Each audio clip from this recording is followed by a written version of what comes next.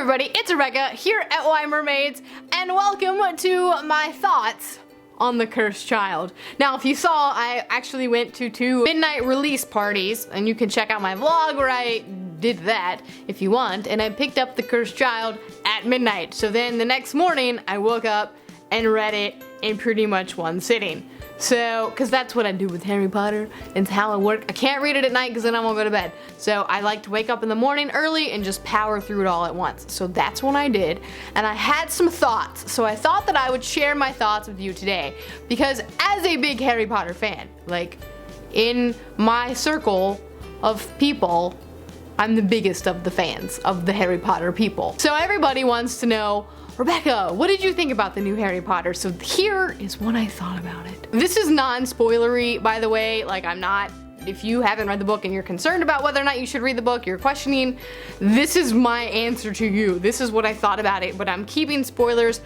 out of it so that everybody can watch it and everybody can get a chance. If you want to talk to me more spoilery, please DM me on Twitter. We can chat about it. Like, I love to chat about it more, but keep the spoilers out of the comments because I don't want to ruin it for people. I want to keep those secrets. So I'm keeping the secrets, and you should keep the secrets too. Alright, so first off, let me just say I love Harry Potter, in case you didn't know. I have done lots of videos on Harry Potter. I have the Harry Potter tattoo. Harry Potter's life. Right? Life in a lot of ways. So I was really excited about this, and yes, I was less excited than the 7th book release because that was the end of the story, or so we thought, and then this is like further on and it goes with the epilogue, and a lot of us didn't really feel like we liked the epilogue.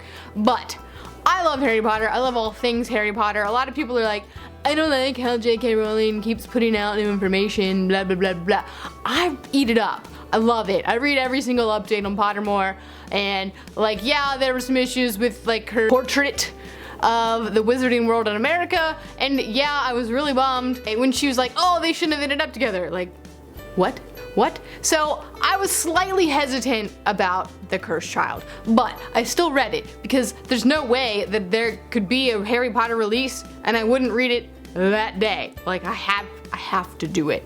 And let me just say that overall, I really enjoyed it. It reminded me of what I love about this series in the first place. It hit the messages home where Harry Potter has always been about finding a light in the darkness, about being true to yourself and finding those relationships and people who can help you and nurture you and guide you through life. That's what Harry Potter is, and The Cursed Child is no different.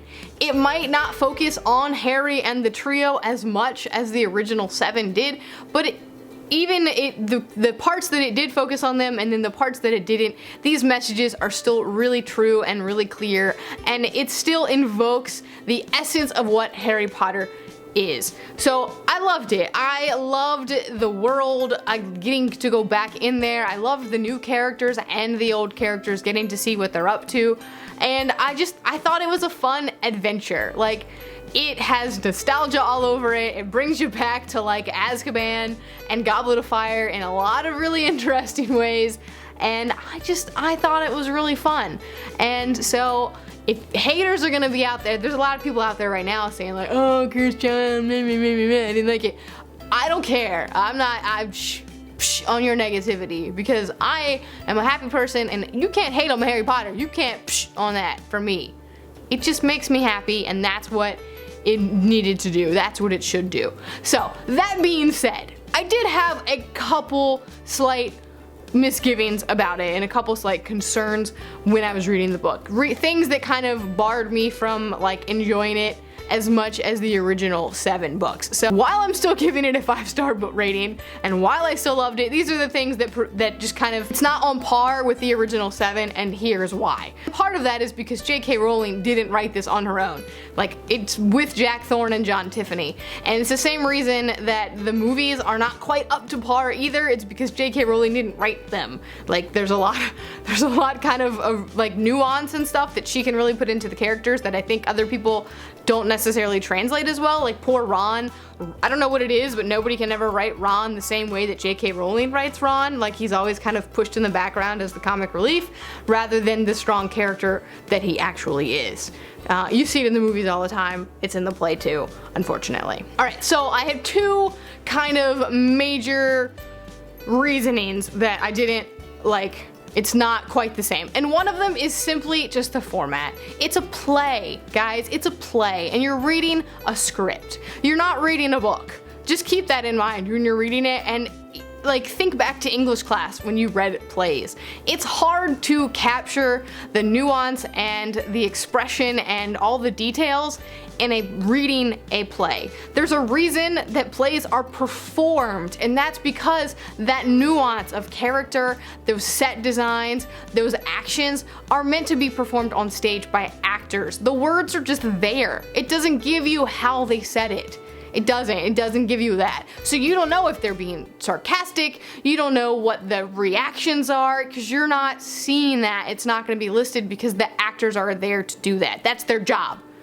So because it's a play, you're losing a lot of what makes the original 7 books so strong.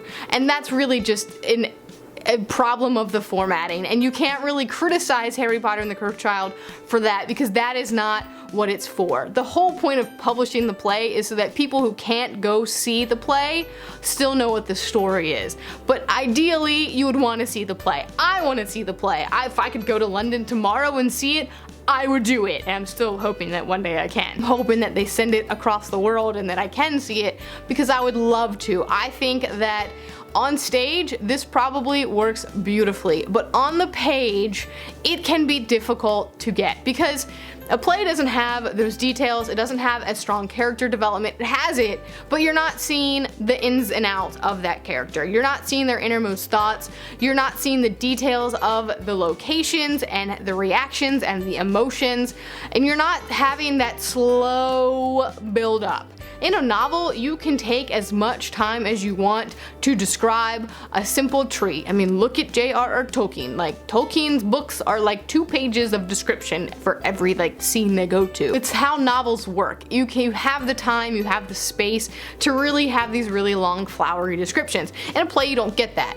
And so a lot of the problem that I think people have is that they can't. And one of the things that was harder for me to get into is that I didn't have that nuance, that description, and just the timing. I mean, if you take The Cursed Child and you were to put it in a novel format, it would probably be like a 700-page novel if you really filled it in and all of that. But this play, it's already split into 2 parts because it's so long, and there's still things that are left out. And that is just the formatting. That's all it is. So keep that in mind when you're reading it, that it's a play, guys. So those long transition scenes are not there. The long descriptions are not there. There's simply not the time or the scope or the scale to do those kind of things. You have to remember that. My other reason that it was harder for me to really love it is just I had a hard time with seeing my favorite trio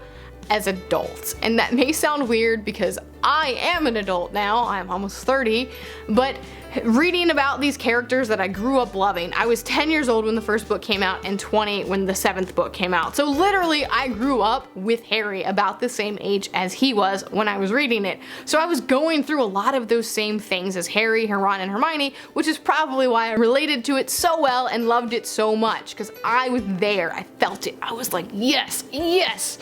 Okay, but now we're fast forwarding 19 years from the last book, and it hasn't been that long since it came out. So Harry and the trio are 10 years ahead of me in time now, whereas I'm used to them being the same age as me. Now, I know that in the grand, the timeline of Harry Potter, that's where the age they should actually be, but yeah, I don't like it. I want to be reading this as it was set 10 years ago, and then it would still be the same age as me. So it was just hard for me to really get into seeing them as adults dealing with adult issues.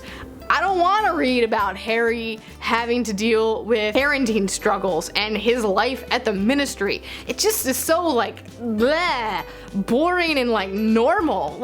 This is the boy who lived. This is the man who defeated Voldemort. I don't want to watch him in his day-to-day life with Ginny and the kids.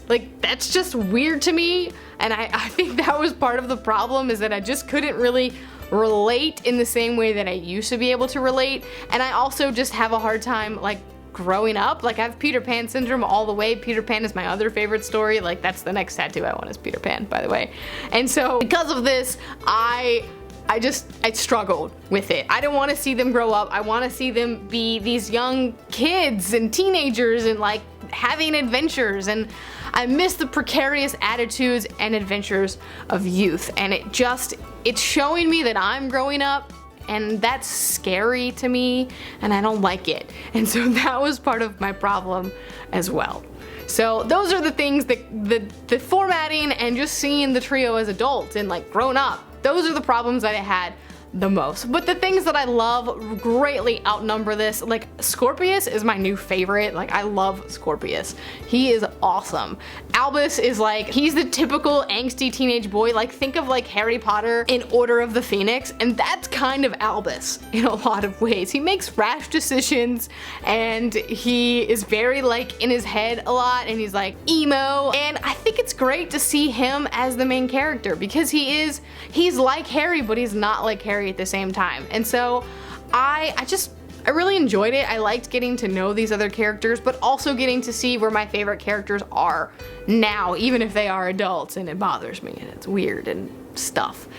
There's a couple twists that I didn't like. I thought they were kind of, you know, bleh, like obvious, like, come on, really out of character type things.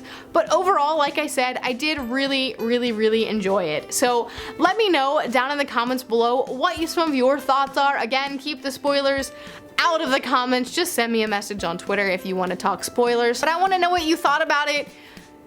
Try to be nice. If you hated it, just try to keep an open mind. And if you're willing to read it or not, just let me know. I want to keep this discussion going. And anyway, yeah, Harry Potter, man. I love it. I love it. I will always read anything and everything Harry Potter, and I will always love it, regardless. That is it for me today. I'll see you next time.